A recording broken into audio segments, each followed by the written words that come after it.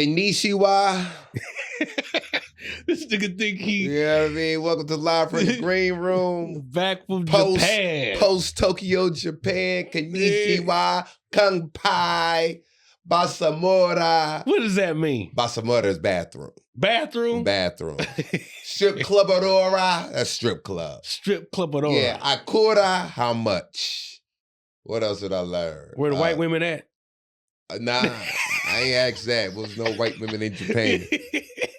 There's a few Europeans in Japan, but really no white women, man. But what's up, y'all? We back. What's you know up? what I mean? I'm back. I'm going to tell you all about my trip to Tokyo, Japan. I'm going to tell you about my past weekend in Vegas also. All right. But yeah, man, we here. And we held it down last week. Yeah, I held it down last week. Yeah, great episode. I was looking at the episodes, talking about the fires and stuff like that. Yeah, man. you missed everything. I missed everything. You know, I gotta watch it all the way through. Yeah. You know what I mean? I was catching bits and pieces of it. Mm-hmm. You know what I mean? But yeah, man, you know, I'm back. Tokyo was dope. Oh yeah? 6 days in Tokyo, 6 nights. 6 nights in Tokyo. I'm still extremely tired. Jet lag. Yeah, I guess that's what jet lag and the time difference, because it's a 12-hour time difference. Ahead, right? Ahead. Okay, so you came back 12 hours and then have to relive the day, Relive the Japan 12 hours. Yeah, and I'm still kind of on the Japan 12 hours, man. Like I had got back last Wednesday. So so the day after, I got back on the 15th. The 15th, yeah, that's right. And I haven't gotten a good night's sleep since. So when you got back, you tried to be normal on your day? Because what you're supposed to do is sleep as much as you can as soon as you get back home. But I don't have that privilege. I mean, you couldn't do it. I had auditions. You couldn't do it, yeah. I had, you got stuff to do. Man, you know what I mean? A couple days, especially that. I just didn't have the privileges to just sit around. I mean, let's see, like I went to bed the normal time I would go to bed here, right? But still on nighttime. I just couldn't sleep, and then I would just take random naps, and then that would mess me up. And even the random naps weren't like a good nap. It was just like, man, it makes a difference when you travel like that, and you got to get your rest in, because there ain't no rest on the plane, of course. Well, well, but not no real rest. I mean, so let me say this: it was a 12-hour flight going. I slept probably about 6 of those 12 hours.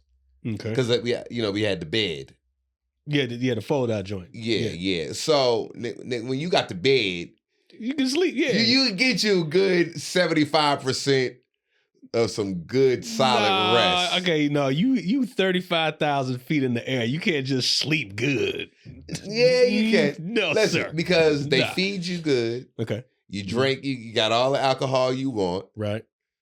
You pull that seat back, it's a wrap. Okay, it's like comfortable then. So I slept good. I slept good going. I'm talking, I'm in there sleep, farting and everything.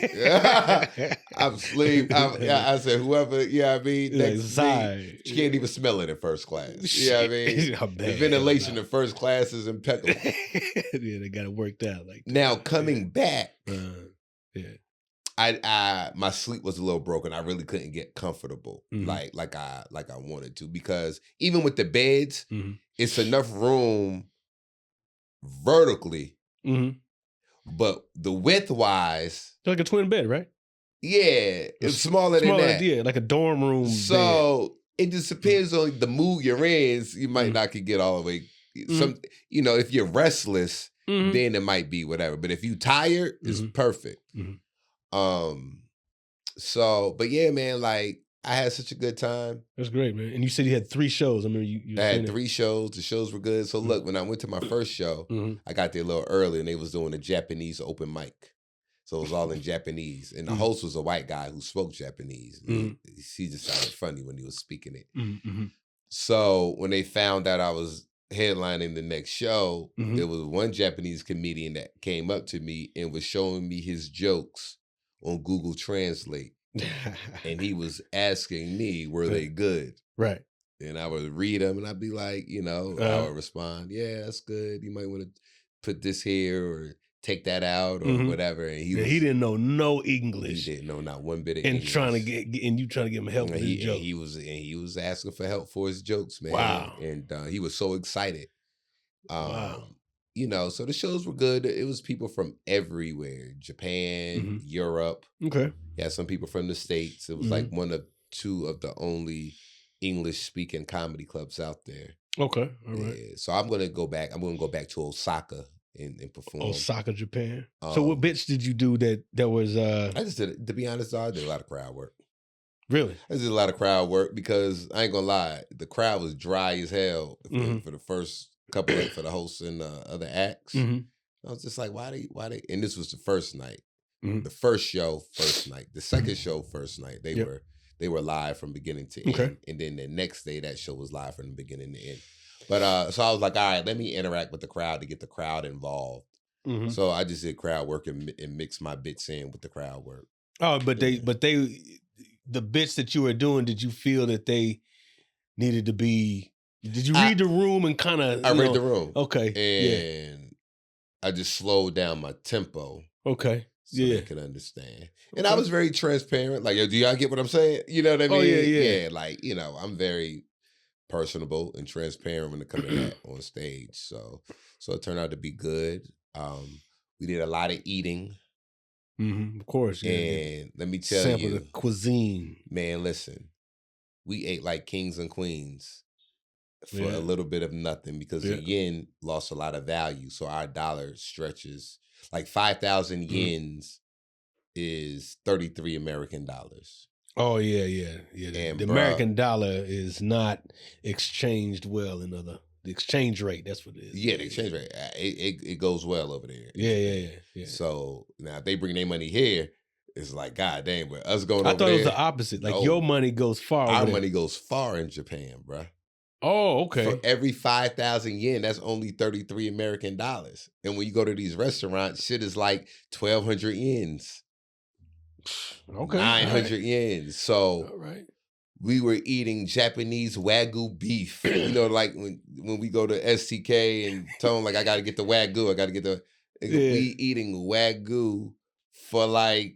$12. We would get a whole bunch of different Wagyus because we would go to like these Japanese. I thought there's only one kind of Wagyu. It's different kind of Wagyus, like different cuts. And we would go to the Japanese barbecue where you cook the meat yourself. Right. Get like 4 or 5 different kind of Wagyus, a bottle of wine, some fried rice. That's dope. And the bill would only be like $30-$40. Hey. You know what I mean? Do they do Uber Eats? Like, yeah, they got Uber Eats. And no, I'm talking about we order it from over there. And I know, bring it here. They don't. That delivery fee would be high as hell. Bruh, they don't believe in tipping, so there's no tipping. Okay. So no tipping culture. No gratuity up in Japan. No gratuity. And the service no gratuity sign. The service is immaculate. Very clean. You feel safe. You don't ever feel like you got to watch your back. It's just a aura of safeness around you. Like, even one of the taxi cab drivers was like, "This is a bad area." We was like, "What? What?" He was like, "You about to take the whole block." We was like, "You don't want to go where we from. Then if you think this bad, this is beautiful." But I guess it was bad to him for whatever reason. But nah, man, like. We went to, our hotel was in, and I don't know if I'm pronouncing it right, but Kinchio. It sounds right to me, man. Yeah. And then we went to Shibuya. Which is like the Times Square of Japan. Okay. Comparably speaking, how was that when you think of Times Square out here? I mean, was it Times Square on crack? Whew. Times Square times 10. I've seen pictures, but I've never been there. Yeah. And then we went to Shinjuku, which is very city-like, like not Times Square, but like maybe Manhattan, like maybe one of the boroughs. There's a lot of shopping and stuff to do in Shinjuku as well. Right. Then we went to Ginza, which is like in Beverly Hills. Where they have nothing but high-end stores. They have high-end stores everywhere, matter of fact, where we went. Then we went to another part called Menudo City, which is like, and like I said, hopefully I'm pronouncing everything correct. Menudo City. Menudo City, which is like will be considered like the Westwood. Oh, okay. I thought it was like that band. Speaking of band, we went to a live jazz show. Really? And they did 90s rock, and they were rocking. I bet you they were. They were rocking, bro. I was in Vegas one time and I saw this all Japanese review of the Jackson 5. Oh, I'm sure. Toe it up. And when they were singing "Happy Birthday" to the people whose birthday it was, hilarious. They were "Happy Birthday, to you, Happy Birthday." So they were singing it in English. Yeah, they were singing it in English. Man, singing it in the Japanese they did the version. Stevie Wonder version. "Happy Birthday to you." Stop. Happy birthday to you. And, we were like the only black people. I probably counted maybe about the whole time I was there, probably 5 black people. Okay. And 2 of them were African. So, okay. But nobody looked at us weird, or nobody looked at us like what we doing there. We took the train several times. The train system is dope in Tokyo. Right. And it's very accessible to anywhere you want to go. Right. Mass transit is efficient out there. And we had some of the best sushi. And you said you weren't on the bullet train. You didn't. I didn't take the bullet train. You didn't have to. Yeah, I didn't take the bullet train. Yeah. Had some of the best sushi, some of the best ramen. The only thing I didn't do that I wanted to do was 2 things. I wanted to do karaoke. I didn't get the chance to do that. And then I wanted to do like the asen, the hot bath, the hot asen, like where you get in like this hot water, but you're outside in the cold, but you're in the hot water. Oh, okay. It's like a spa, sauna, asen type situation. I didn't get the opportunity to do that. But next time I go, and I will be going back, I would do that. And I would go to Kyoto, and I would go to Osaka next time I go back. Oh, that's dope, man. But if you've never been to Japan, if you've never been to Tokyo, put that on your bucket list to go to Tokyo. You will have a great time, I guarantee you. Yeah, that's I'm glad you got that opportunity, man. It's like not once in a lifetime, but for some people, it's right. Because I've only been, I don't know when I'm going to go back, but you make me want to go back. I was there performing for one of those MWR military, the military tour thing, and we went to Tokyo. Matter of fact, we flew into Tokyo, and then we took the bullet train all the way up the island. To one, I can't even remember. It wasn't Osaka, but we worked our way down because there's mad military bases and Air Force bases and Navy bases, and we just worked at Sugi, Yokosuka, Okinawa, and more. We just worked our way down, and then we ended up in Tokyo in this regular, like a Hyatt or something, wherever it was, but ballroom comedy show that they had in there, and that was like a big melting pot. Everybody was up in there. We could do, everybody spoke English. Military people or whatever, international business people. Yeah, but it was dope, man. I really enjoyed it, but it was kind of roughing it because we were there on those bases, and that wasn't. That wasn't. The accommodations on the bases. I've really done those tours. You staying in the barracks. Yeah, I know. We stayed in the rooms where the soldiers were staying. A couple of them, we got officers' quarters, which is better than the privates or whatever. It ain't the 5-star. It's not, but size wise, they had some accommodations that was that would rival a Ramada Inn or something. Right. But you gotta take what you can get. Yeah, take what you can get. But they hooked us up. We ended up staying at the Moxie, which was a Marriott affiliate. The Moxie, the Moxies are dope too. Very get some points. They got a gang of points. Got over 20K points. Oh heck yeah, man! You know what I mean. The Moxie, and the thing is, I'm a titanium member for Marriott, right? Okay. So when you go, if they got upgrades, they give you free upgrades. Yep.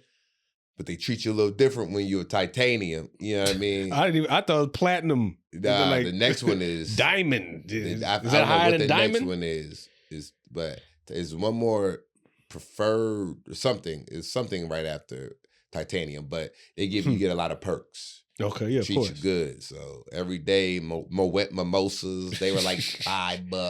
Like, it was just cool, man. It's like I had to force myself to spend.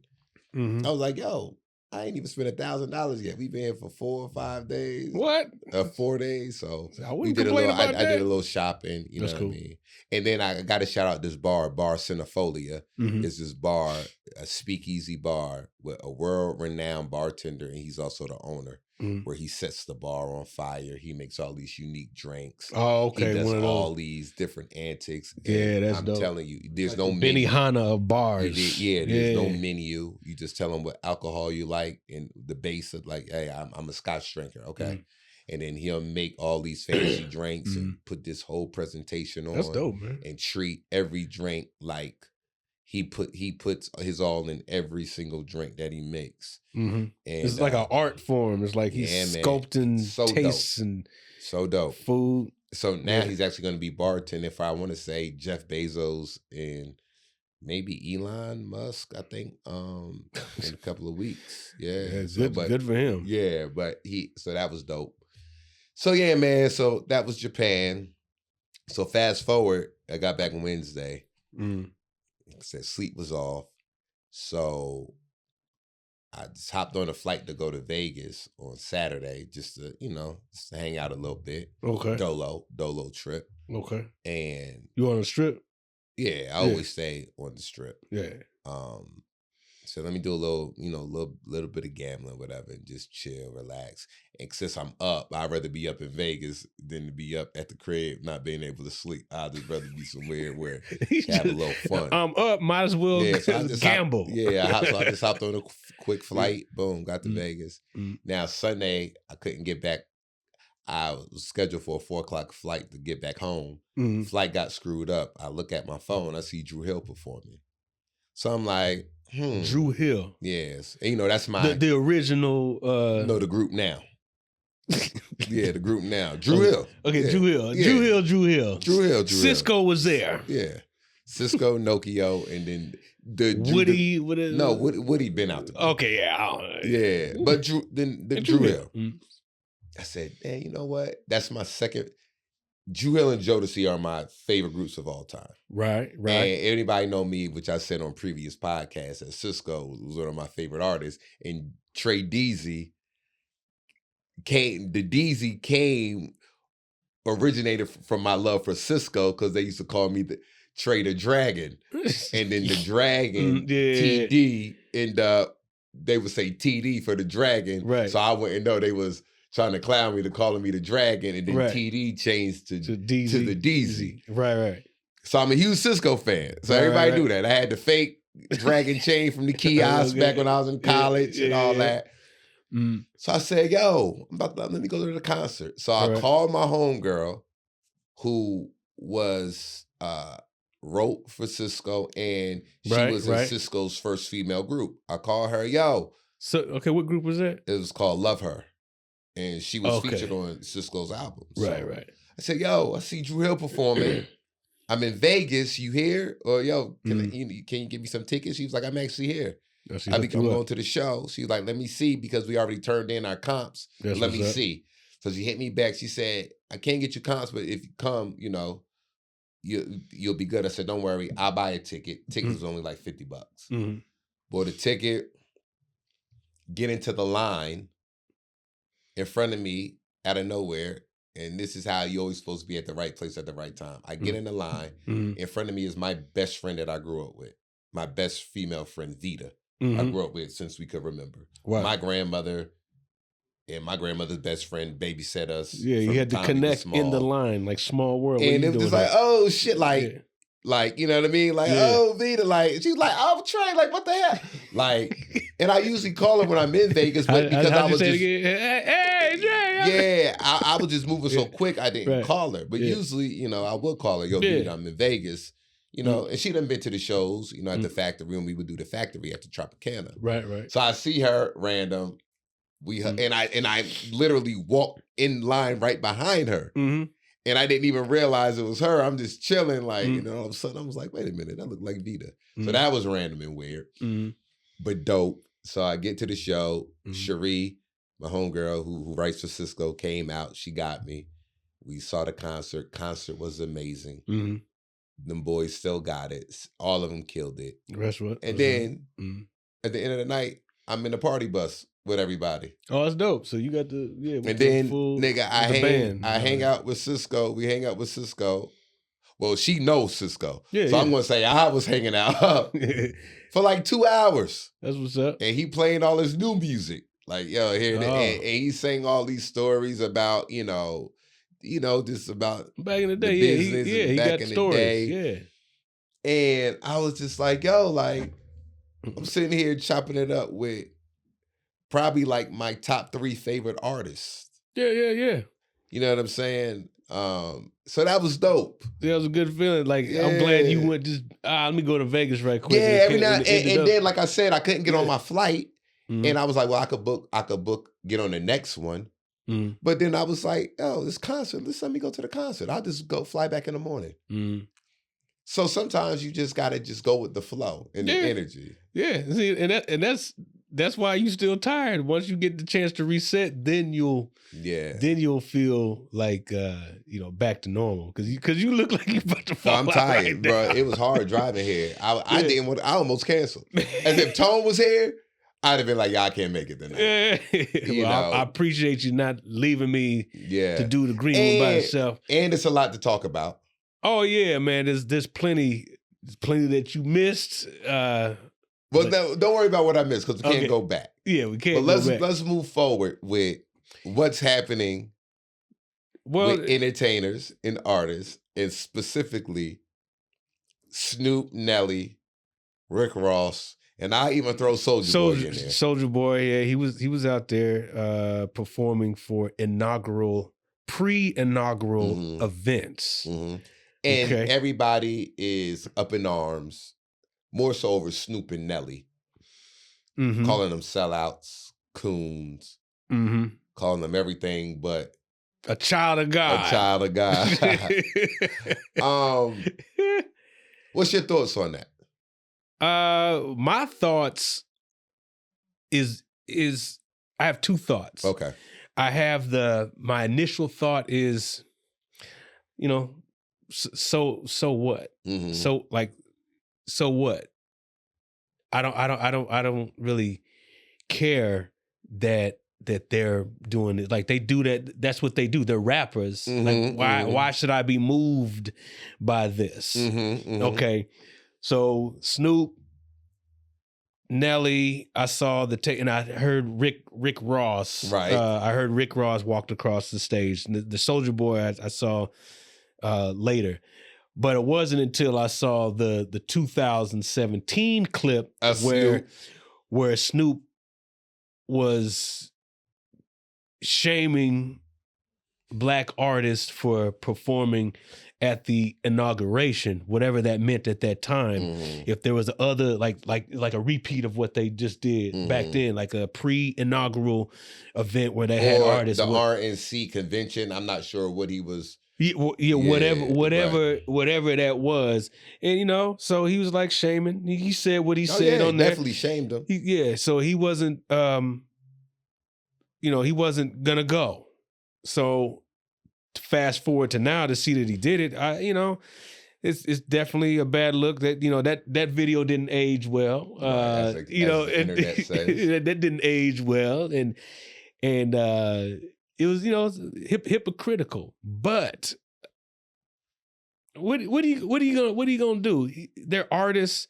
They're going to perform at high profile events. Mm-hmm. The other side of that is, it's like a Republican thing. I heard people were saying, "How dare Snoop go back on his word," and Nelly performing for Trump. Mm-hmm. Okay, the other side is that niggas have been performing for presidents, for years. So, right. So that's nothing new. It's nothing new. So now you want to say something about it? I'm neither for or against them. I am indifferent. It's like, here we go again. Yeah. My thing is this. All right. As artists, we perform for all different kind of audiences. Mm-hmm. We don't know what their political views are. True. We can care less what their political views are. True. if we did care, if we was performing in South Carolina, North Carolina, or Texas or whatever, we would be like, nah, we're not performing because that's a red state. You know what I'm saying? Like it depends on what the stakes are. It's like was it James Brown that perform, or he couldn't, like he refused to perform at some, was it where it wasn't because it was still segregated because there was segregation, and he said, and then he took a stand on that, wherever that was. I can't remember the name of that theater. It's a famous theater, but the stakes were different. Stakes were different then. So you got Nelly performing at an event, probably got the bag or whatever, but the election's over. So that's my point. He ain't endorsing nobody. That's what I said. I said him performing at that event wasn't an endorsement. It wasn't at the RNC, the Republican National Convention. like campaigning. Go vote for Trump. Was no, like I'm already he already the president. He already They called me to perform and do what I do. Like and then people saying we'll sell out for they'll sell out for any dollar amount and. They didn't need the money. I'm like, yo, you can't count people's pockets. That's number one. True. You don't know. Nelly might have needed that. You don't know who need what. I don't care how much money people appear to have. It ain't never what they appear to have. Yeah, a lot of times, man, especially artists, they don't always have the best financial situation. Yeah. So they may owe back taxes. They might have owed this. You don't know what they got. So they're going to perform. So you can't say they don't need the money. We don't know if they need the money or not. Ask the person who said that, like, do you need your money? Right. So then I pose the question, okay, so if you found out your boss at your job went to the inauguration, voted for Trump, are you still showing up for work the next day? Because if you do, Trump wins. But it ain't the same thing. Yo, it ain't directly, but indirectly, it is the same. Like it's a false equivalency. Yeah, it's like, we can't judge. It's okay to have a different view of opinions. Okay. Whether it's religious, political. But type of chicks you like. But since when are we so critical and on this train of canceling people based off of their political views and who they choose to participate their talents for or with? Yeah. Like, why are we now holding them so high up to where they can't do it? It is other artists that's doing it too. It's just like, it doesn't mean they're supporting him. In my opinion, I don't believe it means, I'm doing this convention or I'm doing this inauguration party. That don't mean to me, or I don't hear because I fuck with Trump. I mean, that it's human nature to associate yourself with, celebrity or status. So you want to see yourself in somebody who you perceive as great. Right. And when they, as an individual, do something you don't like, now you have a problem with what they're doing. And it feels good to band together and cancel someone.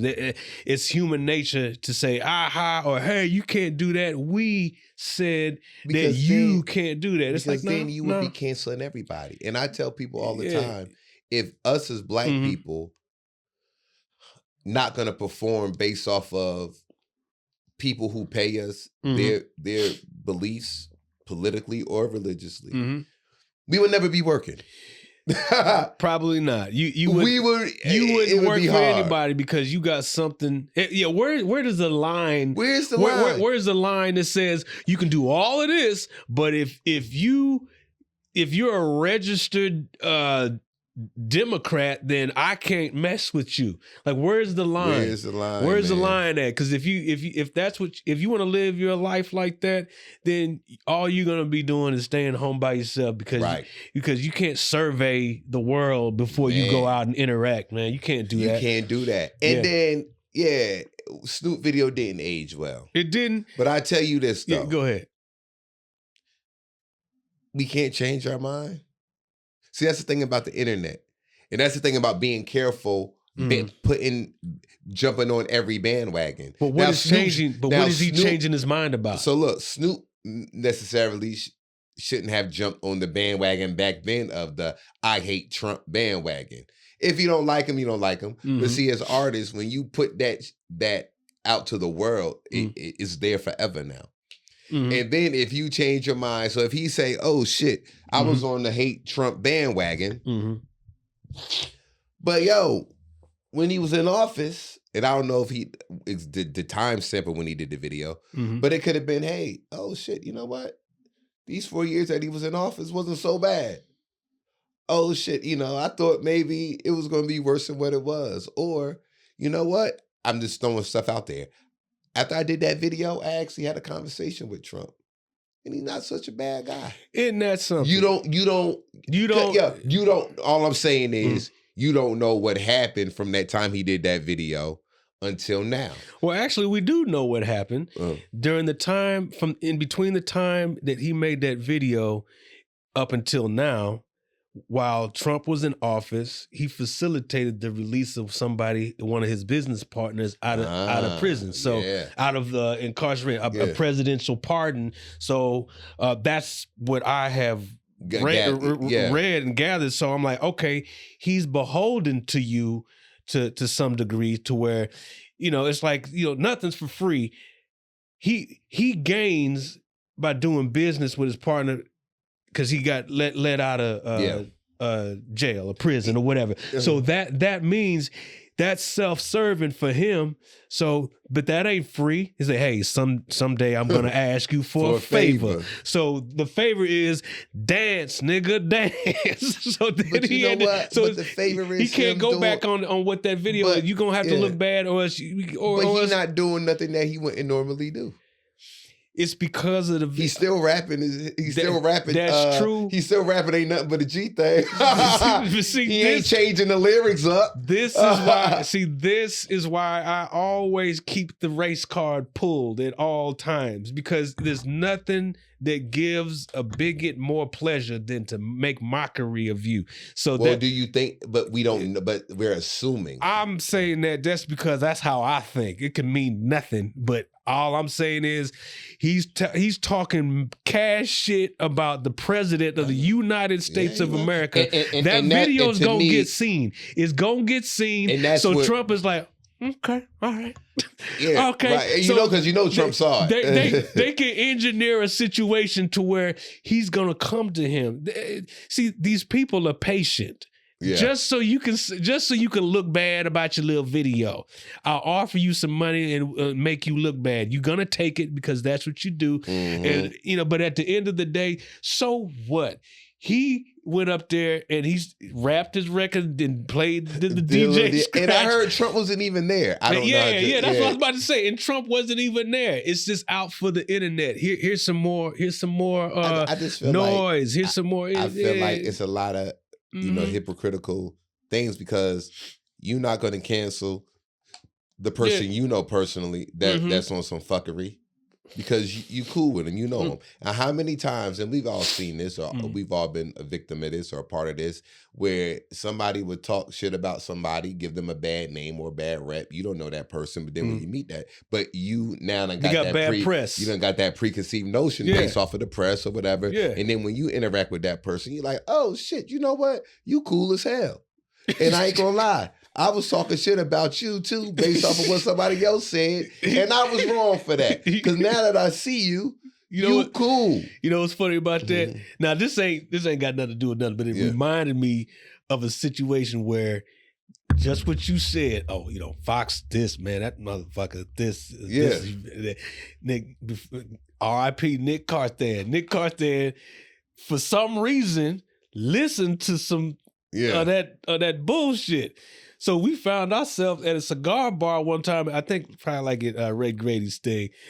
And we just standing there, and Nick was like, you know what, Fox, you all right, man. Yeah, I said, what are you talking about? He said, man, I thought you was ruthless, man. What are you talking about? He said, man, I heard you didn't like nobody. You wasn't putting up no comics or this and that. I said, what are you talking about? Yeah. But yeah, he listened. Just like Right. what you said, he listened to all that stuff. Then when you meet me, now it's a different story.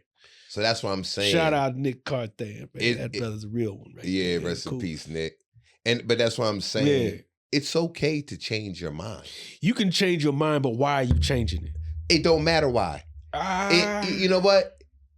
That's not for us to, like, if I change, okay. If I say, I don't like, I hate the Cowboys. Okay. And then a year from now, you working for I come to you and be like, I'm working for the Cowboys.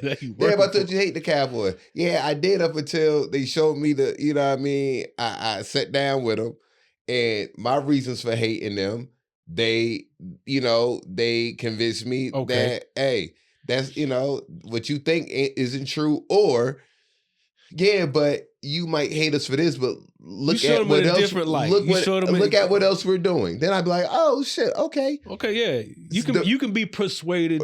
See, that's the problem now. Okay. People have their views at this point in time, and I blame a lot of it on social media, and no longer can be persuaded anymore. Remember in school where you had the debate club?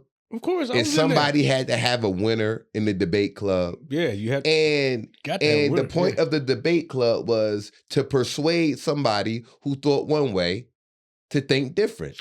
You to make a concession, or I concede your point, but at the same time, you have to stand on something. You can change your mind, but why are you changing it? What are you standing for? If Snoop said, I remember what I said back in 2017. I don't give a damn if you did release my friend. I'm not gonna perform for you because I know the magnitude of what that looks like to my fan base, to my people, whatever you want to call it, and everything probably would have been all right. He probably would have had some backlash that we probably never gonna know about, whatever. But he chose that. He chose that, and he's accepting the backlash for it. But I suspect, I don't know the man, but I suspect he don't give a damn. Yeah. And what I'm saying and these people on the internet, you're gonna go on with your life. Why are you huffing and puffing about what this man is doing? Now, I'm not endorsing, I'm not co-signing for it. Me either.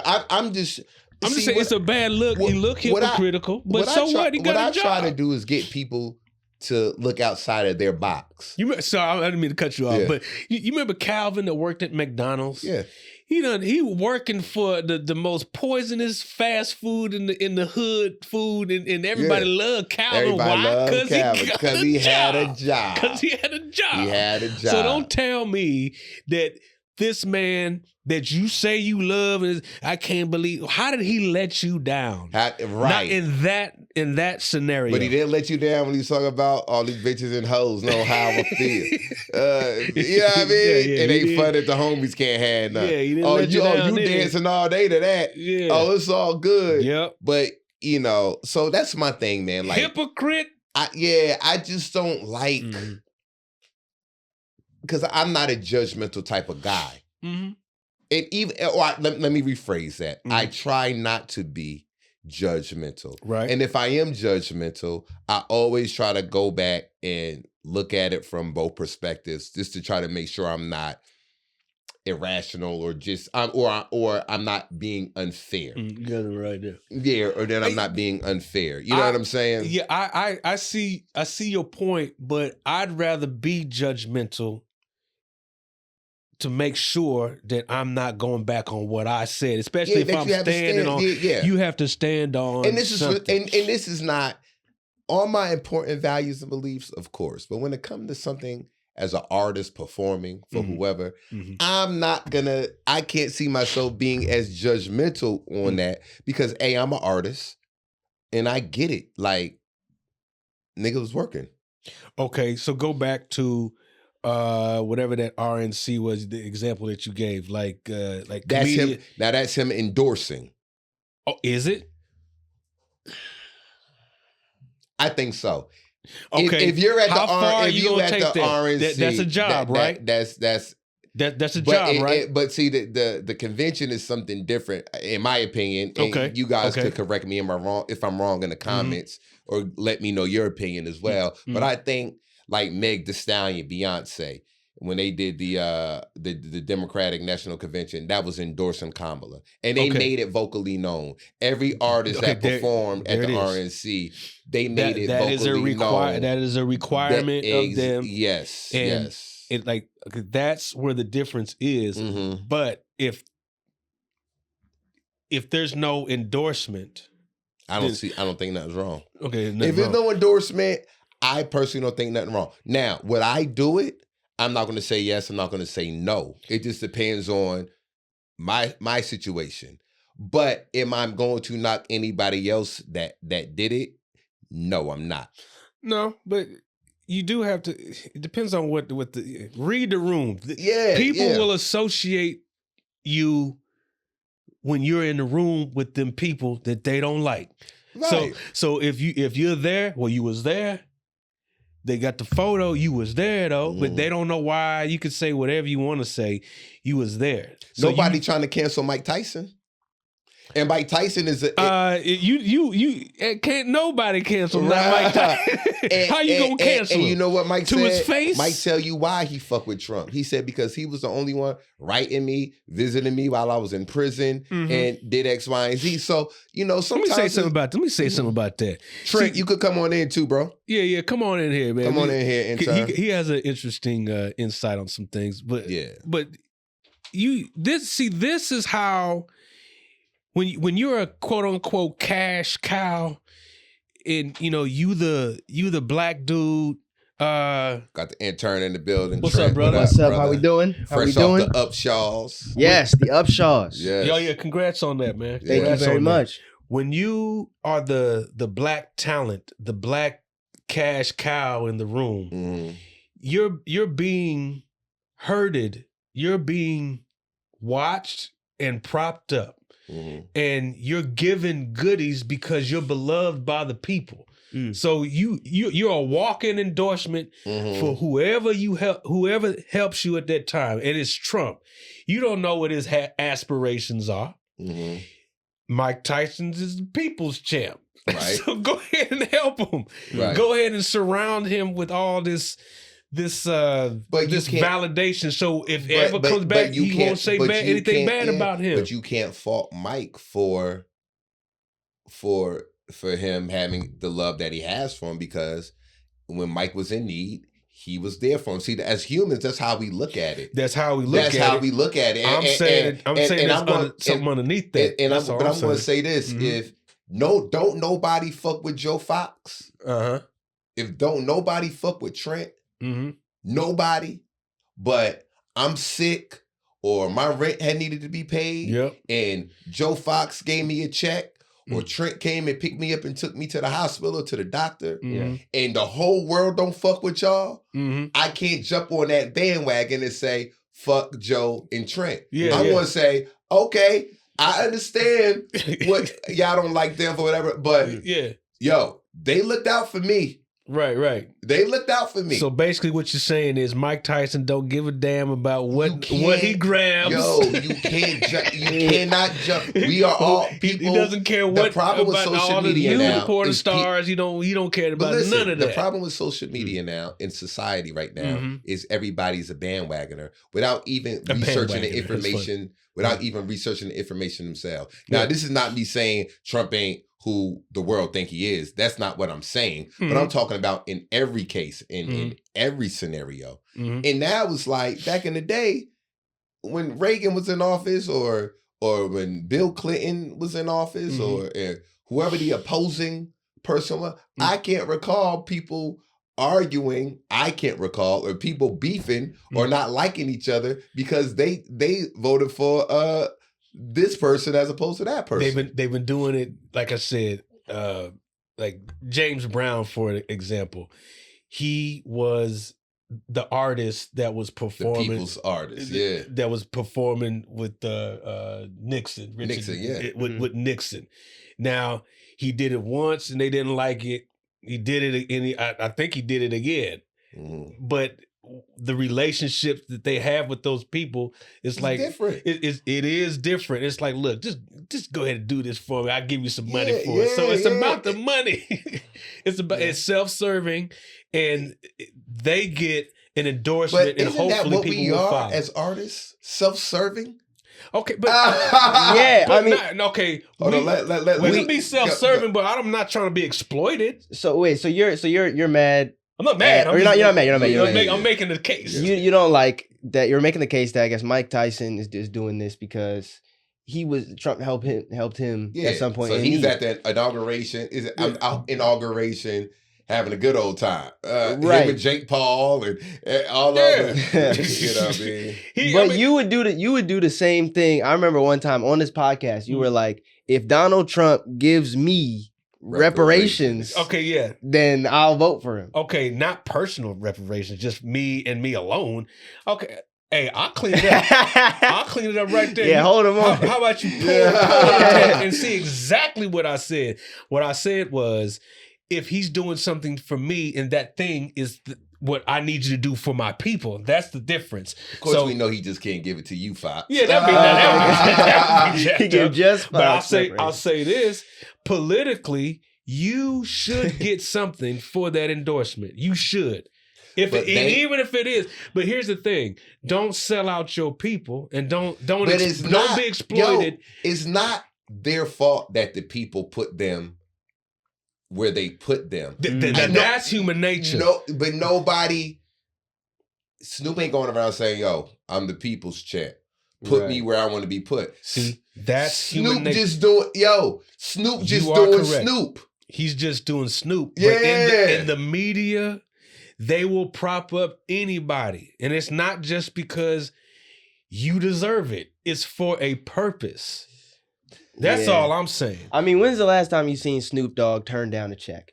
Exactly. He's in every commercial you can think Martha of. Stewart, T-Mobile. What's the other one? Is he doing a Captain a gospel album? Snoop Dogg is busy always. He did. Snoop do any and everything to get that check, man. He's Snoop. We shouldn't He is be a bankable. surprised. He's marketable. He's buyable.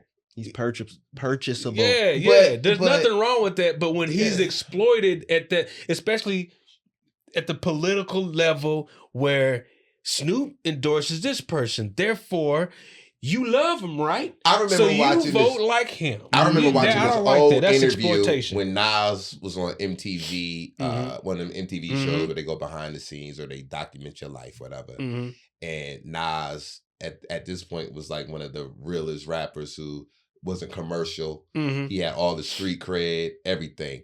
And when they was filming him, I guess he got a call from like a liquor company, and he was like, nah, I'm good. And he was like, I ain't into all that. Licks my eye. I don't want to do it. You know, he was talking about he didn't want to do that. That's not his brand. He for the people, or he this for that, the third. Fast forward now, Nas endorses all kind of shit. And I want to say, and correct me if I'm wrong, I want to say one of those things is an alcohol brand. Or a liquor company. Okay. So all I'm saying is he changed somewhere along the line. His mind changed. He changed his mind. He changed his way of thinking. He changed. He can probably, if he figures out the game to where he's actually positioning himself to let others in, other people benefit. It's not just him. You know, I don't know all the what people do with their money, but when you amass wealth, and then you're trying to, go back to your community or go or give it back or set up your children or set it up to where it's not just you enjoying the fruits of this labor, then that's cool. But if we can't see you and you have to tell me, what you've been doing, then it's like, I'm not gonna know till you tell me what you're doing with your money. Like if you like Nipsey Hussle, you done bought the block strategically and making moves like that. Just imagine if he's still here, if he was still here and he bought that block, he did another one and another. But I can see, to be honest, okay, and he's not just about him. He's not here, right? But I could definitely see somebody like Nipsey Hussle meeting with Donald Trump. I could definitely see him, if he was still alive, eventually doing that. For for whatever reason. But he's making moves on behalf of the people. Right.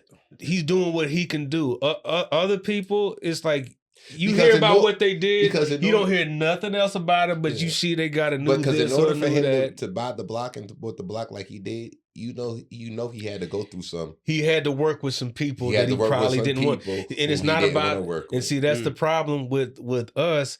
We want to be liked. Okay, no, can't always be liked. You can't always be liked to get the loot, man. You have to be able to form relationships based on your interests. See, when you're with for mutual benefit, when you're for the people have the ability to let you down. The people have the ability to turn their backs on you. Mm-hmm. The people aren't reliable, because the people will love you one day and then hate you the next day because you didn't do something that the people felt like you should do or shouldn't do. That I half agree with that. I say that the people will let you down if you ain't giving them anything. Well, no, listen. Kevin Hart was at one point considered by the people one of the funniest comedians when he did Soul Plane, when he did Paper Soldiers, when he did I'm a Grown Little Man, and when he did it. The bigger Kevin got, the more black people started saying, he ain't funny, he ain't this, Kevin, that blah, blah, blah, blah, blah, blah, blah. The people then turn their backs on him. Now most of his shows are white, filled with white people. Okay. The majority of his shows are a big white fan base now. Same thing with Beyonce. It's like the bigger you get with the people, and then the people start looking at you like Tone always say, you're a reflection of my failure. They don't ride the success with you all the way. So you can't rely on the people. Not like that. People shouldn't put what does he say? Kevin always been mad. Look, you shouldn't put anybody on a pedestal like that to where you live through them to such a degree that they can just disappoint you. You have your own life. Yeah. You can achieve your own greatness. People don't. Well, you can't save everybody. Right. You can't save everybody. But that's what you were saying, though. So that means like you can't care about Mike Tyson doing what he's doing because it's like he didn't put himself there. He didn't put himself. He didn't say he high. He didn't. He just boxing. He just boxing, and that's all. You shouldn't be exploited. That's the point. Okay, don't let this man do what he does so you can exploit him later. Okay, I don't. But that we're assuming. Okay, why is I can't remember the name of the foundation that Kim Kardashian has that she's going to prison to get people wrongly accused at a prison. They just happen to be a bunch of niggas, but I don't know because there's a lot of them doing it. But I don't know. But that's a noble cause. Fast forward that 20, 30 years, she's gonna look back on that and use that as political cachet, if that's what her aspirations are. I don't know. But what's wrong with that? And it's going to look good, too. But what's wrong with that? What's wrong with that? Because she did it. What is she going to do with the power? Who didn't do it? Who didn't do it? Who didn't step up to do that? I'm not saying he shouldn't do it. I'm not saying Does it matter the reason if they're doing it for if they're doing it for self-serving gain and exploiting somebody else? We would never know that though, Fox. Well, you'll know. And that's what I'm saying. Eventually you'll know. We can't live like that. You can't live like that. Then you're questioning every single person. Depending on what they do.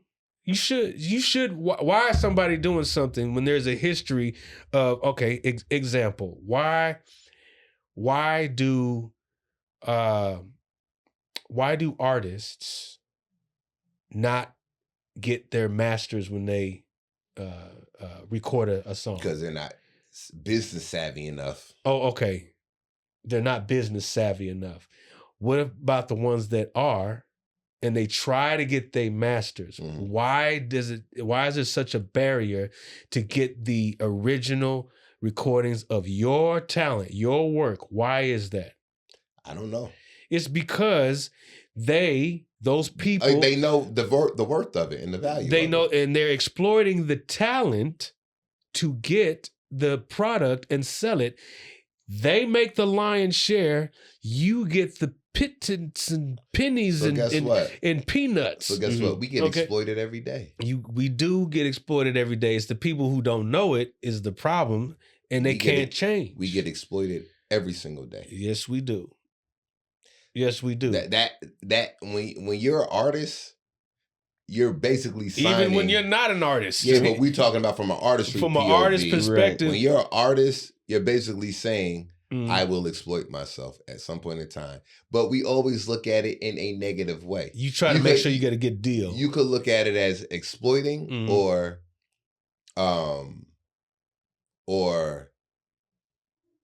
promoting or putting yourself out there. You have to be at Or no, I'm sorry. What I meant to say was you could look at it as what was the word? Exposing? Exploiting? Yeah, you can look at it as exploiting or exposing.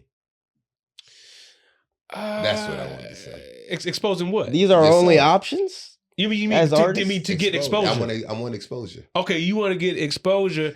You have to, if you're trading. Well, what else are the options? I mean, because I don't look at exploiting. Exploiting is not necessarily a bad thing, because exploiting, on the other end of exploiting, is what? You're being exposed as well, which is what you want. From an artist perspective, you want the exposure, but you don't want to be exploited to where you're not getting A, what you're worth, B, what you asked for, and you got to know the business. Yeah. I mean, you got to know what you're signing on for, but you feel like you're getting a good deal.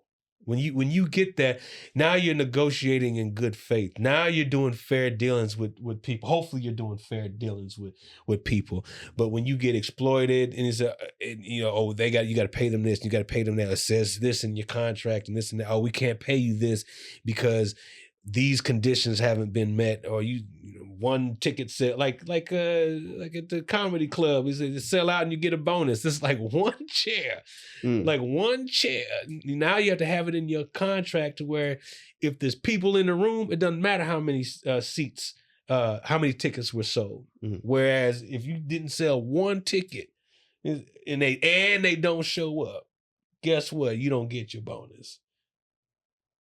One ticket away from a bonus. Somebody got a ticket and show up. What? There's waiting. I think there's waiting is another thing we can add to that list, because you don't have to be exploited. Say you want exposure, there's other ways to do it. Just like you're saying, there are some people who do get their masters. Like, it is difficult, but there's a way for you to get your masters. There is. That might take longer. Right. That might take, not taking this deal right now and going with another person, and maybe it might take a year now. Right. I think there's waiting. Waiting might not be the best word, but be more patient, and you can still. All right. So at what point, because you're basically saying being exploited is a bad thing. If you're being harmed because of it, like if somebody's been picking your pocket and they're preventing you from finding out that it's them picking your pocket, that's exploitation. That's what I'm saying. In this business, if there's opportunities for you to make, and they're not telling you, or if they're not telling you, or they say they're gonna do something, okay, give him this, but we're gonna do this. They're playing that person. They're exploiting them. That's not right. That happens a lot, but unfortunately, people don't know the business, what they're doing when you're not around. I mean, you should be entitled to get what you asked for, but not be exploited and they're doing all this stuff on your name and your talent, and they're not giving you a cut. The problem is the majority of the talent care, but they don't care enough to take a stand, because they know that the machine is more powerful than them, and they know that the majority of the artists won't stick together. I just had when I had that 2-hour conversation with Cisco. He got blacklisted, and that's what he was talking about, because he was trying to take a stand. But the machine was like, "Nigga, we don't give a damn." Yeah, it's something to be said about when you know the business and you figure it out, and you say, "All right, on this deal, I want next time." I want these things. Here are my terms.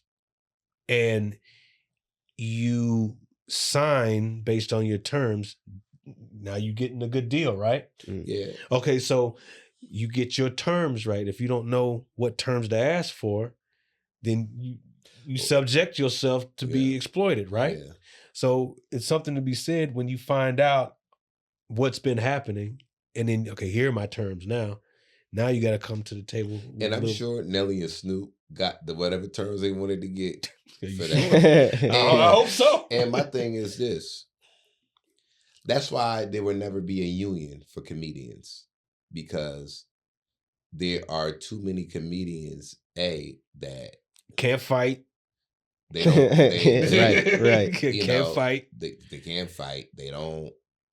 They want the stage time more so than it's more of an individual thing. Right. You know what I mean? They'll fold immediately. It's like the person that won't do it for $50. There's always 100 people that would do it for that. What you're talking about is collective bargaining, and who are you bargaining with? Comedy clubs, anywhere that there's a comedy event where they say that they're doing stand up, there has to be a lot of organizing and mobilization on that. And a lot of comedians, we're all high and drunk, man. Even the headliners that are making the money, if they all took a stand and say, yo, we're not coming to these comedy clubs on the weekends unless you raise the price that you pay the feature acts, or you do this or you do that. If people started it and everybody got on board, it's possible that, you know what I mean, something like that can happen. But it's the people who are making the money that ain't doing shit, and the people who are below them, they don't have as much power. It has to come from the people who, you know what I mean. I see what you're saying, but and this is just my opinion. There's a whole history on labor unions and how they're formed, but comedy clubs are just Applebee's comedy club. That's all it is. It's not it's like we have no home for our art almost. We'll do it anywhere. So why are we forcing restaurants to pay us? Because that's where we're performing. Okay, but I'm just saying there's no organization there. What solid, tangible comedy application is there? We can do it anywhere. There's something that has... No, the improvs are a business. The Funny Bone is a business. The Funny Bone restaurant. Established. I see what you're saying, but... They don't say Funny Bone restaurant. It most certainly does. This says comedy club and restaurant. Not all of them. Some of them say this improv. But are they restaurants and bars or not? They are, and some of them don't even serve food. They just serve... alcohol. Okay. And chips. Right. So... As a consequence of being there, you're seeing at that restaurant, you're paying to get into a restaurant, and you're seeing some comedy, and you're drinking and eating. I'm just saying you can do it anywhere. That's why it's so hard. But what they're bringing in is enough for people to take a stand and say, there is. Yo, y'all should pay these people that come in these doors. You should pay these. If your headliner is making, if minimum wage, listen, SAG wages or something. Listen. If your headliner's coming in for that weekend, and he's able to have the capability to make $70,000, $80,000, $50,000, $60,000 from a Friday through Sunday, right? There's enough money in that pot to change things to make sure your feature that gets paid more, your host gets paid more. But it won't never happen until people say, yo, we got this headliner this weekend, this headliner this weekend, this headliner this weekend, this headliner this weekend. If we all say, yo, we not going to come. Say it? If all them headliners like, yo, we going to take a stand, you guys have to treat the talent better because they're here for the talent. They're not here for the wings. That's the difference. You call it a restaurant. But they're not there for the wings. They're not there for the wings. Because they will go to Applebee's. they're there for the entertainment. They're there for the entertainment, but that's what's marketed. I'm not. But say if you don't want to get paid more money, that's okay. No, I'm not I think you will want to get paid more too. I want to. You were talking about unions and why they're never going to form. That's what I'm talking about. Here's the reason why. How come we don't have a humorous guild, comedian, stand-up comedians? HGA. Yeah, make it up. Whatever. So why don't we have that? Because the organization is not there. Exactly. And how labor unions are formed are not. We're refused to do this. No, it's sticks and bats and you're not gonna pay him. Some degenerate entity is inflicting harm and shutting stuff down. But people will go outside and pick it. Okay. But it starts do certain comedians wrong. What do they do on their own? They get their money. Right. But what I'm saying him, is not everybody else. It could if people really thought about it. I'm not a violent person. I'm just saying history shows us. But like you said, there's no organization. There's no organization to do this. Yeah, it's not. And legal means, political means. There's no what comedian right now of status can go and get some political action that can facilitate this, that guarantees us rights and protections. He could. There has to be a Kevin. No, there has to be a revolution in some way that comedians can get behind. But like you said, we just want some stage time. If Joe Rogan's club can pay what they play, I said if they could pay what they pay, all these other clubs could pay what they pay. Yeah, there's a difference, but look what's behind in Joe Rogan club. Guess what? They don't sell food.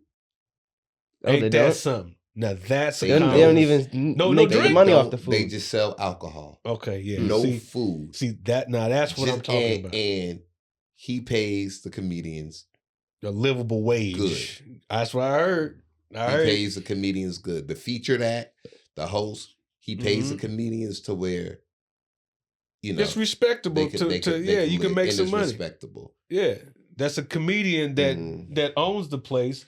So I wish we had more of those. Yeah, that would do it. But like I said, so that's why I'm saying that even from that POV, if whatever the event was that Nelly and Snoop performed at, if they hit a young comedian up and be like, "Yo, can you host this?" That comedian just comes off a weekend of making $800. And they like, yo, yeah, if you host this, we just need an hour of your time, and your pay is $50,000. Yeah, I'm gonna take that. You gonna take it? Like the exploited. Exploited right there. Yeah, you're gonna take it. Like if you're a young comedian or whoever, it doesn't matter. You don't gotta be young. Oh, you could you are a comedian. You do what we do. You get the call to do the White House press thing, and it's like whoever put you on to that, you're gonna be grateful to that person. Yeah, because Obama, if it happened to have been Obama, you would have did it, and everybody would have been like, congratulations, congratulations. Yeah. But now, because the president isn't him, it's another president that nobody don't like. It's you. It's like, yo, the president. That's whole shit. The president is the president. At the end of the day, he's the president. Yeah, it's like, but he's a Decepticon, he's from Hufflepuff. And this is not me saying that I'm not pro. You're not pro anything. You're just a comedian. I'm just a comedian. You know what I'm saying? So I don't like that they require you to do something that gives them an endorsement, because that's what they exploit. I don't like that. I should be able to come here as a comedian and do my job. But you can. But I'm okay. When Tony Hinchcliffe got up there, but that's different, bro. That was the convention. That was where the convention. You supposed to endorse. Okay. What Snoop and them did was basically like a damn after party. Okay, but all right. Whoever's in the office, that administration, any artist that goes there it is assumed that you endorsed that administration, whether it's a Republican administration. Right, it is. But dog, we just said in the beginning that it wasn't. We just said in the beginning of the podcast. It's okay. Mark, am I tripping, Mark? you're talking about specifically Nelly and right. Yeah. The election's over. That's what I'm referring to. So they're not endorsing a candidate to be elected. Mm-hmm. That part is over. Yeah, I got that. Now, I wouldn't, if they asked me to do the convention and I'm not endorsing that political party, then I wouldn't do it. Because I'm like, that's not the party I'm endorsing. Okay. Now, mind you, might do that. I would have looked at that check and would have been like, God damn. I would have looked at that check, then I would have called. Wouldn't you make a statement, go in line and say, look, I'm going to do this because here's the situation. Look at this check, though. I could do that too as a comedian. Go vote for such and such. It's just for the money. I don't mean it. They got the contract. You can't do that. Or I would have called at Kamala or whoever run it. Look, I need y'all to call me, man. How much you offer? I need y'all to call me, man. Because I'm about to. Because look, they hit me up. I need y'all. I do it for $5,000 less than what they hit me for. Hilarious. But y'all need to call me so you know what I mean? Because apparently, hilarious. They want me to endorse somebody. I'm trying to endorse y'all, but y'all ain't breaking me off no check, man. What? Give me. I'll take it for $5,000 less, and then I'm there. Mm. But why is it always the president? These senators be doing the same thing. Senators and governors and representatives, they got to break bread. Yeah, but they can't do that. They don't got as much money. No, they don't. But man, that's just my only thing. It's just like, damn, we literally can't have our own opinion about anything no more without being ostracized or trying to be canceled. And when I say our own opinion, I don't mean an opinion of something that's, I know it's harm indirectly. Harm, what do you mean? Like, here's what I tell people when they talk about the president and Donald Trump and, his racist rants and all that. We all know what we hear. We all know what we see. We all know what we feel. We all never spoke on Donald Trump like that before the presidency came. And, right. And not like that. Not like how we talk. Not like how he's being talked about now. That's just real. He was in all the rap videos. Everybody was rapping about Trump bars. And Trump was the dude. We was all watching Apprentice, and nobody ever said he was racist on The Apprentice. You know what I mean? And he had Omarosa. Right? You know what I mean? So how can he be racist? He's got Omarosa. So what I'm saying is, well, that's not what I'm saying, but what I'm saying is we never a contestant and that eventually got a position within his administration somehow. But what I'm saying is, and now no one knows where Omarosa is. Yeah, I seen her a couple of years ago. But what I'm saying is, so it's more so the supporters like of him that makes him look even worse. Yeah. Oh, you talking about not celebrities? Trump supporters. No, the Trump supporters, I think, is what drives the majority of our perception. If that makes any sense, because the supporters are like, for example, okay, yeah, you could be an atheist, right? You're an atheist. You don't believe in God. Okay. Joe Fox does believe in God, but I'm just saying. Yeah, you're using an example. If he said he was an atheist, right? But he was just quiet, chill, still the same Joe Fox, a nice guy, the nice Joe Fox. Yeah. But all of a sudden, he get a whole bunch of atheist followers. It's like, oh shit, Joe Fox is an atheist. I'm an atheist too. Now they're walking around, bashing Jesus and blasphemous and all this crazy stuff. And they look at you as your follower. You like, hey, I've been quiet this whole, that's the followers is going to make you look 10 times worse. Now, I'm not saying Trump has been quiet. That's not what I'm saying. But I'm saying is his followers make him look even worse. I think if you're go ahead. If you're a Trump supporter, it doesn't mean you're racist. No, I don't. But I think, and I'm thinking about this right now, if you are racist, you're probably a Trump supporter. And if you're racist, purposes, right. There's not a lot of racists. That don't mean you're racist, but if you're a Trump supporter, you're probably if you are racist, you're probably a Trump supporter. Yeah, and with him being in the office now, that just puts an extra battery pack in their back to be like, I'm more of a racist. I'm very vocal about my racism. And Trump could possibly be like, yo, listen, I get it, but y'all need to chill. Y'all making me look. Now look, I might be like, so if Trump racist at 30%, his followers are making him look racist at 70. Yeah. Here's the thing, and this is scriptural. This is biblical. The sheep will follow their shepherd. They know who their shepherd is. I think the verse is my sheep know my voice. That's not just about Jesus. That's about sheep and shepherds. Yeah. Okay. Trump says things. That's what I'm saying. Yeah. That put the charge. That will what's the word? Not rile incite them, not incite, but he knows what he's saying and how he's saying it. He knows because he's not saying nothing blatantly racist. Right. I disagree with that. No, I think he wants the racist vote. He does. He wants all the votes. He wants as many votes as possible, including the racist. He'll say things like this. If somebody's getting dragged out of his convention, he'll be like, if this was the 80s, we would have punched him in his mouth. Right. Yeah. He didn't say, I'm going to, if this was the 80s, we would punch some black people or no, he's not going to say that. Yeah. But by him saying that, all the racist people there like, we can he gives them permission. There's another word, not inside. Yeah. But what you were saying about if you're, he doesn't say anything inherently racist, but he kind of does to the people who recognize what he says. The people who are looking for it.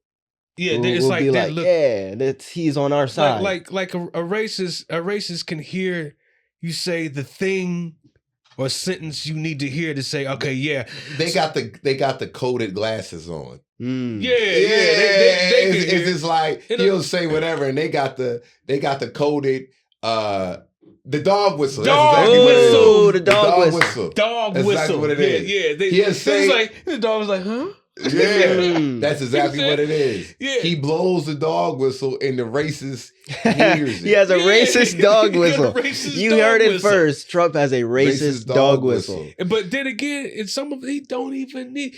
Did y'all hear his speech? Nah, I don't. Okay, man. He just came out and says there are two genders, male and female.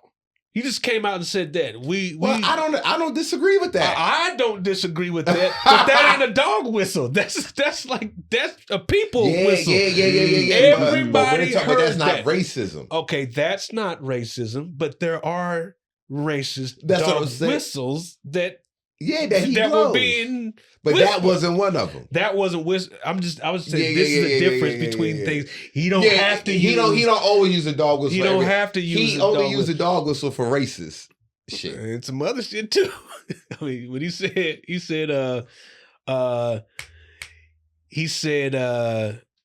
like Law and Order is a big one. Right. Like that's a dog whistle. That's a dog whistle for lock niggas up. That means control niggas. Wait. What happened in Law and Order? Law and Order is a long series of shows that's very successful. You want to know why? Because everybody loves to hear that kang. Internally, that makes Americans feel good that they're gonna get the criminal. So when you say Law and Order, that activates everybody. We know it's in the entertainment. It's all in the That's what we're looking at right now. But we've been looking at Law and Order. We'll turn that on in the background. Every cop show, there's always going to be cop shows. So when they say we're going to have Law and Order, you're thinking of the fantasy of the show. There's always the criminal element, okay? And that means control and capture. When he says Law and Order now, he's referring to martial law. You know what I mean? Marching down the streets and look like the damn Gestapo and the guys with the jack boots coming into your house. People, that's fear mongering. Also, that's fear mongering, and people don't know what to think. People are gonna read that however they gonna read it, but the Elon Musk Nazi salute. So all right. So what do you think? What are your thoughts? So did you read about any of that in history class? Because I know you just got out of high school. About the salute, Nazi salute. Nazi salute and Hitler and the Holocaust and all that in history class. Did you? Yes, we read about all that. I know what that is. Are we all on board that it was a Nazi salute that he was doing, or was it the Roman salute? How did you see that? I saw it as an autistic man doing an autistic gesture. I don't know. Nobody autistic worth that much money. He didn't deny it's a Nazi. Right. He could have easily said it's not, but he also could be like, oh, they're so stupid. Obviously, it's not a Nazi salute. You could be thinking that too. I don't know. I mean, it didn't seem like it was intentional. It didn't seem. Twice. No, I mean it seems on purpose, but it didn't seem like he was doing a Nazi thing on purpose. Not only did he do it twice, it was the aggression. It was so weird. He's a professional troll. You know what? He does troll. That is a great point. He is a professional troll. And he did it on purpose. And he did it on purpose just to get people riled up. Yeah. And guess what happened? He got people riled up. If you go back and watch it live, you'll see, hopefully they didn't edit it out, but he did it twice. But when he did it the first time, they cut to the commentators and they said, they showed that. So they knew what it was. Yeah. Stole Trump's spotlight. And I'm gonna let you know, Trump and Elon, they ain't gonna last too much longer. You don't think so? They gonna mess with the money, and then they're gonna like, hey, you're doing too much. Trump ego too big. They already there. Yeah. Trump ego. They already kind of was like had a little situation, but it ain't gonna last long. It's gonna last as long as it needs to where power is amassed, money is passed around. They're gonna pass the hat. I wonder how they actually do that. Money. Like when did they get it? Yeah, I don't know. All I know is it's a brand new day. I hope these fires will finally get extinguished. The air quality goes back. You know, I'm like, the air quality isn't that bad, yo. It's coming back. You don't got asthma. I do. Where I live, the winds are crazy. Even when I was driving to the airport to go to Japan, I saw everything, and I was like, yo, I hope our flight leaves because smoke, the air, everything. I saw the fires while I was driving because the closest fire to us was about 10, 15 minutes away in Silmar. Yeah, because you're in Santa Clarita. Yeah. So I was like, damn. So saw the fire and then driving to the airport. You know, that's going towards Pacific Palisades. Yeah. We saw everything. It was crazy. And the air quality was horrible there. Yeah. I walked outside and I could taste the smoke. It was just, Yeah. And we ain't even had time to go into the, I know y'all talked about the conspiracies with the fires, and so we're not going to touch base on that, but you know, there's a lot to unpack there. It's a lot to unpack, and I haven't done enough research. You know, I don't like to speak on it after looking at one or two videos. I need to really, there is a lot of information, misinformation. Yeah. I'll say this: we're not going to know what really happened. We'll never know. I'm a firm believer until of things decades from now when it's all over and maybe we won't even know then. You never know the full truth. Yeah, but I'm a firm believer that things aren't just coincidental. And the funny thing about it, the whole time I'm in Japan, you know, I'm getting messages from everybody, right, from the East Coast. Are you guys good? Are you guys good? Mind you, we check and make sure that the house is good and all that stuff. Yeah, because there's nobody there. Yeah, and like I said, the winds where we at crazy. Yeah. So while I'm there looking at all this fire stuff online, somebody texts me 6.9 earthquake in Japan. Oh wow! Tsunami warning. No, I'm like, I can't get away from this. We got 2 more days in Japan. I'm like, oh shit. So then now I'm getting nervous. So now, but I'm like, well, okay. The good thing is I didn't feel no earthquake. Okay. So it might not be close. So I do my Google, and it was 500 miles away from where we were at. And you couldn't feel it, so I didn't feel it. Right. And then they canceled the tsunami warning. But I just started thinking, it's always tsunamis in Asia. Yeah. And I was just like, yo, that would have been crazy. It was your time. Fires is happening out there in LA. Now we're here in Japan, and I'm reading everybody, all this stuff in LA. I'm like, God dang, like we picked the perfect time to leave. But then we get a tsunami. Something else going on. And it's like the opposite. The tsunami needs to really happen in LA. They need the water. The water's over here. The fire's over here. The fire's over there. The tsunami go over there. Yeah, man. But I think we're gonna know what's going on. Like you said with the fires and stuff, like we're not gonna know what's going on. I think one day we're gonna get a whistleblower president who's just gonna tell us everything, all the secrets. He got the aliens right here. They're gonna show us what's going on in Area 52. Right here. Here's everything. Here's what really happened. Now I know this is what you learned in school. Post it on TikTok. You know what I'm saying? Or whatever app is out there. Big TikTok video. Somebody in the editing room break get it this off. all right But quick. the thing about whistleblowers is that nobody. There's laws against protect whistleblowers, but who's gonna? That's why it's the president. You know what I start thinking about when people like reveal these secrets and all this, like what you gonna do? Right. Like now we know. Now what you gonna do? Now what? Like the whole 9/11. The 9/11. The Earth is round. Now you know the truth. Now what? I never cared about the Earth is round. Yeah, but there's people. It's like every. Wait a second. Day. Y'all are saying the Earth is round as if it's flat. See, look at it. Y'all are saying it's round. It is round, y'all. Yeah, the Earth is round. Yeah, I believe. Okay, right. Y'all should say I don't care about the Earth is flat or saying that. Y'all were like, I don't care about the debate. I'm not that. I'm not a professional troll. The way y'all were saying it. Okay. But what if you found out either way?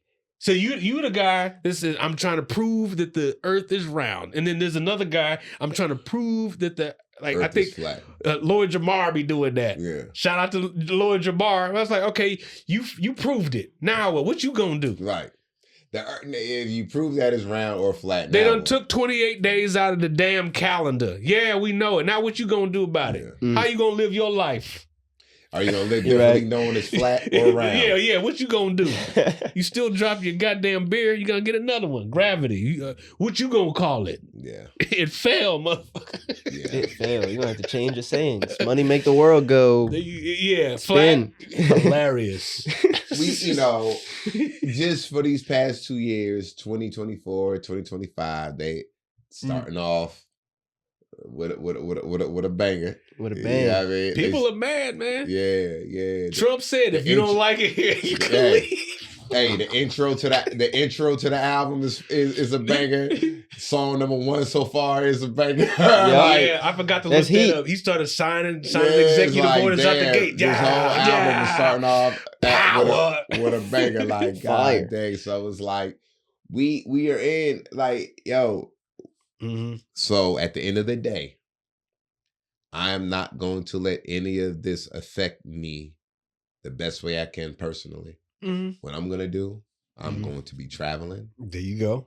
I'm going to be writing this material. I'm going to be performing. I'm going to be investing. Mm-hmm. I'm going to be building my business and my brand. And I'm going to be doing things that's going to benefit me and my family and my loved ones and my day-to-day. And that's all you could do. Yeah, man, you gotta live your life. Live your life. And I tell you what, the more I'm traveling and the more I go out to these different countries, I might end up just being like, you know what? Fuck it. I'm gonna stay over here. I'm about to keep my black ass over here. I've seen them videos too. How to move to Japan by yourself and live like this. I mean, but people do it. It was expatriate. I guess what that means. I don't know what the term is. I'm already working on trying to get dual citizenship in Italy. Oh, nice. Oh, yeah, you mentioned it. Yeah. So, I mean, I'm going, that's something in the next few years. You know what I mean? But, yeah, man, like, Okay. When you go to different countries and just like we've all been in different countries plenty of times. Yeah, but not for a vacation. I went there for the troops and stuff. I didn't see. And then the older you get, and you start going to these different countries and start seeing the aura and the energy and even from a political standpoint and just the peacefulness. Something about Japan that was so peaceful, even in the hectic areas. It was a peace that you don't get out here. Yeah, man, it's grimy out here, man. So I don't blame people when they be like, "Yo, I'm out of here." Yo. Shout out, John. I'm about to go live in whatever. My next major trip, it's going to be Thailand. I'm going to do Thailand in June. Dope. Now I'm thinking I'm going to do June. Dope. You know what I mean? That's like the next major where I'll be there for probably do like a 6-day something there, man. You know what I mean? I don't know where I want to go. I definitely would want to go to, some island. I like island resort. Relax. That's what Thailand is. Okay. I mean, I like big cities. Like if I'm there for whatever reason, that'd be cool. But like, I want to go on vacation. I always think of beaches and Thailand gonna be like a tropical resort. Nice. Massages, beach. Mm-hmm. That's what I think of. Yeah, I mean, just have a good time, man. So go ahead. So that's what I'm gonna focus on this year, man, to get away from all the craziness. All right. Yeah. So where you at next? First, man, tell us about the Upshaws real quick. Real quick. I did an episode of the Upshaws, the new season, episode 7. Check me out. I play a rapper. I play the daughters. Guest star role? Yes. Guest star role. I played a daughter's love interest for the episode. And yeah, it was great. I met Mike Epps and Wanda Sykes and Kim Fields and the whole cast. Yeah, dope. Great people, great experience. We filmed that in May of last year. Oh, okay. Took a while for it to come out. I know they're working on a new season right now. Maybe you'll see the that last season. The last season. Now, how many times have you auditioned for the Upshaws? Or was that the first time? Maybe one other time. If ever. Okay. But that's what's up. That was the time. They're trying to find you a part. You got a good look for that, man. I've auditioned for the Upshaws maybe 3 times. I auditioned, I think maybe twice. 3, maybe. Yeah, but yeah, that's a great sitcom show. Yes, I like what they're doing with that. Yeah. Mike is a legend. Hilarious. Yeah, He be changing stuff if you don't like it. He be talking to me, this ain't funny, man. I ain't gonna say this. And then or say it out loud. This ain't funny. Change this. And then they change it for it. Like, he's just like hilarious. He always says it funnier. It's like good. Good vibes on set, always. Where you at next, performance wise? I'm gonna be at the Ice House on February 2nd, I believe, and I'm gonna be at Flappers January 29th. And look out for my special. I'm gonna drop a special later this year. So love that. Look forward to it. All right, what about you? We got Oakland the end of the month. Tommy T's. So that's next week. Yeah. Okay. Yeah, that's next week. I'm at San Antonio Laugh Out Loud Comedy Club. That's this weekend. Shout out to my parents. They said they're gonna roll out. Oh, that's dope. So hopefully the Rose, like, look, the Rose got ice on them. I'm like, hey man, I don't want you. Yeah. Hey, think about that. But they're gonna come. I talked to them yesterday, and I'm doing Mitch Marchand. Well, we're on that show together. I think Mitch Marchand. That Monday show. 27 on the 27th in Encino. Mm-hmm. Yeah, so I have to post about that. It's gonna be a dope show. And then we're doing the Born to Rock tour is in Virginia Beach, February 6th and 7th. Okay. 6th, 7th, and 8th, or something like that. So, yeah. So yeah, it's dope start of the year. I got to do an audition tonight. I'm gonna see if I can knock that. Yep. Go ahead and make it happen, man. I'm waiting on Tyler Perry to call me for one of these 3 roles I auditioned for. Nice. For 3 roles for the same show. Oh, you got to get one of them. I got to get one of them. So. Oh, you did another one other than what I saw? That was the 3rd one. Oh, okay. You did 2 others before that. 2 others before that. Man. One while I was in Japan. One when I got back from Japan. You did an audition in Japan. Yes. And turned it in. And I told him that in the slate. I said, forgive the lighting. I did the best I can. I'm in Japan right now working. That's what's up. You know what I mean? That's what's up. I said that in the slate, so they wouldn't be like, what, you know. So what's he doing? Yeah. So where are all them lights? One of them three, Tyler. Go ahead and give me that call, man. So that's what's up, man. Yeah, bro. But hey, dope convo. Got a lot of Mo. Yeah, got a lot of Mo. Tone is in. I think he's in New York right now, so he'll be back next week. We got a lot of guests coming up, man. I'm looking forward to the next dating episode, whoever it is. The live episodes are the best. Add that soon. I got some ideas. I know a chick who wants to be the contestant or the guest. The guest. So okay, we'll go ahead and make that happen. All right. And we got a lot of dope guests that's going to be on the show this year, man, this season. And once again, always love to everybody, all the subscribers, man. I saw that the video went viral again on somebody else's page. Which one? The Tony and Chris situation. Yeah, man. But hey, we here live from the green room. We ain't going nowhere. Season 2, baby. And we getting better and better and better. And shout out to everybody. Thank you for leaving comments. Please leave as many comments as you can. Let us know what you think, whether it's good or bad. We don't give a damn, long as you writing something. You know what I'm saying? And much love to you guys. Shout out to Captain Kirk. We need some product. Shout out. We need some more. It's Tony's fault. He need to drop it by. But Captain Kirk, appreciate you, Captain Kirk. Yeah. Man, appreciate that. And man, that's it. We out. Deuce. Peace.